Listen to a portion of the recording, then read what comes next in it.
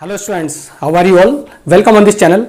Today I am going to tell you about the area of an isosceles triangle. Hindi में इसको कहते हैं समद्विबाहु त्रिभुज, है ना। बहुत इंटरेस्टिंग नाम है। देखो हिंदी में समद्विबाहु त्रिभुज कहते हैं, मतलब इसकी दो साइड्स इक्वल होती हैं।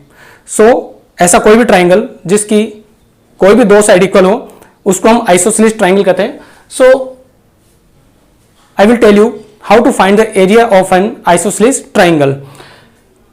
पिछले वीडियो में आपने देखा था, जिससे मैंने उस वीडियो में इक्विलेटरल ट्राइंगल यानी समबाहु त्रिभुज जिसे हिंदी में कहते हैं उसका एरिया फाइंड किया था।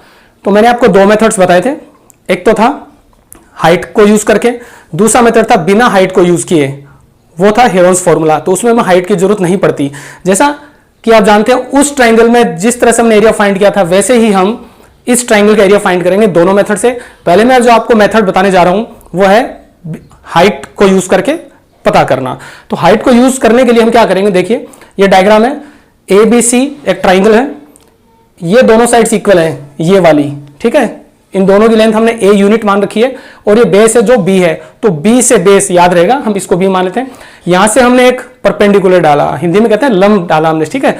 तो ये पॉइंट कोई डी होगा और ये होगा 90 डिग्री का एंगल, ठीक है।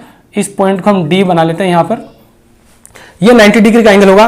और कॉन्ग्रुएंट ट्राइंगल की प्रॉपर्टी से हमें पता है, कॉन्ग्रुएंट मींस हिंदी में से क्या कहते हैं, सर्वांग समत्रिभुज। ओके, सो कॉन्ग्रुएंट ट्राइंगल की प्रॉपर्टीज मतलब सर्वांग समत्रिभुजों की जो प्रॉपर्टी है उनसे हमें पता है कि ये जो इसका परपेंडिकुलर होता है ये इस बेस को बाइसेक्ट करेगा यानी समद्विभाजित करेगा। तो दोनों लेंथ इक्वल होंगी यानी B D equal to D C होगा। तो इस तरह से हम यहां पर इसको इरेज करके ये लिख सकते हैं b/2 और b/2। अब इस प्रॉपर्टी का हमने यहां यूज कर लिया। अब सिंपली हमें कुछ नहीं करना, पहले हमें इस ट्राइंगल में पाइथागोरस प्रॉपर्टी लगानी है, पाइथागोरस जो थ्योरम है। तो हम एडी इसकी हाइट पता करेंगे, ऊंचाई पता करेंगे। तो हम लिखेंगे इन ट्राइंगल एबीसी, अच्छा हम एडीसी लिख देते हैं, ट्राइंगल एडीसी। देखिए ये 90 डिग्री का एंगल है, ठीक है। इसके सामने वाली साइड हाइपोटेन्यूज होगी जिसको कहते हैं विकर्ण। तो ये वाली साइड हमें पता है, ये साइड भी हमें पता है, तो इसको हम आसानी से पता कर सकते हैं बहुत इजीली पाइथागोरस प्रॉपर्टी से। तो मैं डायरेक्ट पाइथागोरस प्रॉपर्टी लिख रहा हूं, A D square equals A C square minus D C square. वही मेथड यूज में लेंगे, यहां से स्क्वायर हटाएंगे और यहां रूट लगा देंगे। फिर ढंग से देखिए, एसी की लेंथ ए है तो हमें मिलेगा ए स्क्वायर, और जो डीसी है उसकी लेंथ है b/2, इसकी लेंथ क्या है b/2, तो ये हमें मिलेगा b²/4, b/2 का होल स्क्वायर हमने किया है, b²/4 मिला। और इस तरह से फिर एलसीएम लेंगे तो 4a² ऐसे मल्टीप्लाई करते हैं, 4a² माइनस b² हम लिख देंगे 4a² माइनस b²/4। और सिंपली आप देख सकते हैं कि न्यूमरेटर और डिनोमिनेटर है, ठीक है। तो इसका रूट हम लेंगे, ये स्क्वायर रूट है, 4 का रूट हमें पता है, नीचे 2 हो जाएगा, ठीक है, इजीली। और ऊपर जो है एज इट इज रहेगा 4a² माइनस b²। अब हाइट हमें मिल गई है तो एरिया इजीली फाइंड कर सकते हैं। सिंपल सा फॉर्मूला है, area equals half into base into height. तो बेस इसका कितना है, बेस b था, ठीक है। हम पूरे ट्राइंगल का एरिया फाइंड कर रहे हैं तो हमें बेस b लेना पड़ेगा। तो बेस और इंटू हाइट, ये हाइट हम यूज में लेंगे जो भी हमने यहां निकाली है 4a² माइनस b²/2। अब देखिए यहां से हमें एरिया मिल जाएगा, ये तो हो गया 1/4, ठीक है, दोनों 2 मिलके तो हो गए 1/4, और ये वाला b हो गया तो हम b/4 लिख सकते हैं इसको। देखिए b/4 और under root 4a² minus b²। सो ये जो आ गया ये हमारे पास एरिया आ गया है आइसोसेलेस ट्राइंगल का, समद्विबाहु त्रिभुज का। तो b/4 under root 4a² minus b²। अब आप चाहे तो इस फॉर्मूले को याद कर सकते हैं, ठीक है। सिंपली b का मतलब बेस होगा, b फॉर बेस, और a जो होगा, a का मतलब है दोनों इक्वल जो साइड्स है उनकी लेंथ है। ये जो बराबर वाली साइड से इनकी लेंथ हमने a और a मान ली, तो बाहर b/4 लिखिए और अंदर 4a² माइनस b²। इसको आप याद कर सकते हैं बहुत इजीली। ओके, अब इस फॉर्मूला को हम डिराइव करते हैं हेरोन्स फॉर्मूला से। हेरोन्स फॉर्मूला मतलब उसमें हम इस हाइट का यूज नहीं करेंगे, ठीक है। इस फॉर्मूले की यही खास बात है कि इसमें हाइट नहीं चाहिए हमें। ठीक, ओके स्टूडेंट्स, देखिए फिर से वही डायग्राम हम यूज में लेंगे। जो परपेंडिकुलर था, जो लंब हमने लिया था वो हमने मिटा दिया। ठीक है, उसकी जरूरत नहीं है क्योंकि हेरोन्स फॉर्मूला में सिर्फ तीनों साइड्स की लेंथ मतलब उनकी लंबाई हमें चाहिए।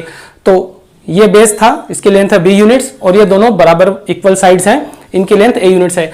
तो हमें सबसे पहले एक फॉर्मूला में लिख देता हूं आपके सामने।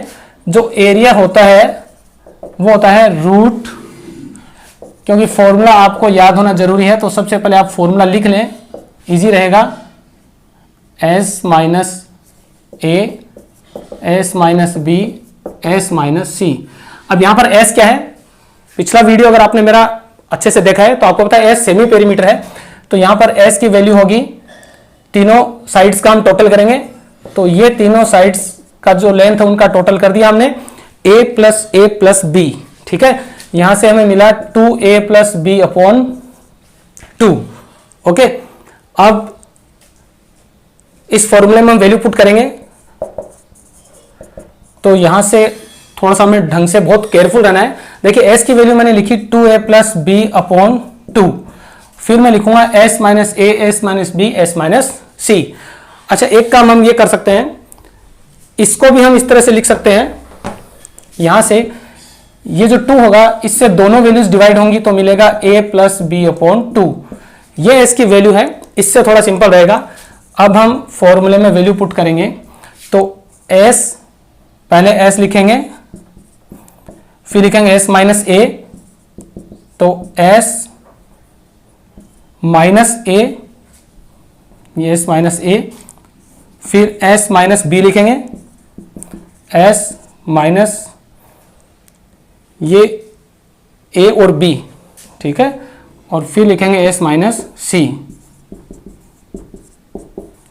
यहां पर आपको बहुत ध्यान रखना है। देखिए जो a b c होती हैं, a b c, यहां पर a और b तो इक्वल हैं क्योंकि ये दोनों साइड्स इक्वल लेंगे। उसके बाद में c जो होगी ये वाला बेस है, तो 2 बार तो हमें इक्वल वैल्यू लेनी है और 1 बार में हमें अलग लेनी है।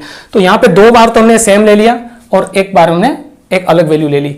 तो इसको हम सिंप्लीफाई करेंगे, देखिए किस तरह से, a प्लस बी अपॉन 2।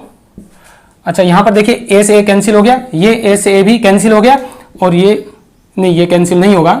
ठीक है, तो यहां पर ये प्लस माइनस a की वजह से कैंसिल हो गया। अब हम इसको देखते हैं क्या बचा हमारे पास, b अपॉन 2, फिर से b अपॉन 2, और ये जो हो गया इसका हम एलसीएम लेके इसको सिंपल बना लेते हैं 2, तो ये हो गया 2a plus b minus 2b। ठीक है, इसका हमने एलसीएम ले लिया है। थोड़ा सा और इसको सिंप्लीफाई कर लिया जाए, देखिए ये होगा 2a plus B upon 2, 2a plus B upon 2। ठीक है, ये हो गया b स्क्वायर अपॉन 4, और ये b माइनस 2b होता है माइनस b, तो 2a माइनस b अपॉन 2। इसके बाद यहां ये जो स्पेस है ये हम यूज करते हैं।